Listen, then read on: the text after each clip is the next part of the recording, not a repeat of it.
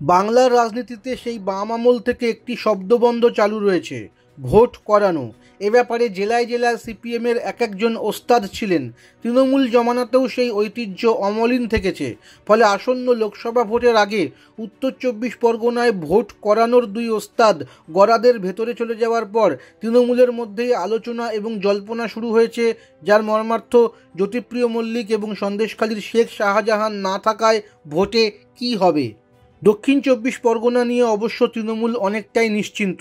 উত্তর কখনো সখনো টলমল হলেও দক্ষিণ ২৪ পরগনা মমতা বন্দ্যোপাধ্যায়কে ঘোর দুর্দিনেও খালি হাতে ফেরায়নি।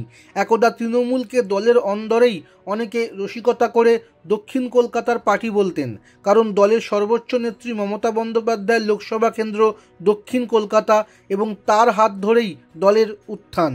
উত্তর ২৪ পরগনা জেলার বড় অংশে যেমন সংখ্যালঘু ভোট রয়েছে, তেমনই রয়েছে মতুয়া ভোটও।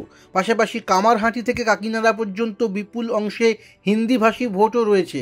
সেই জেলায় ভোট করানোর লোকের অভাব নিয়ে শাসক দলের অনেক নেতা ঘরোয়া আলোচনায় উদ্বেগ গোপন করছেন না।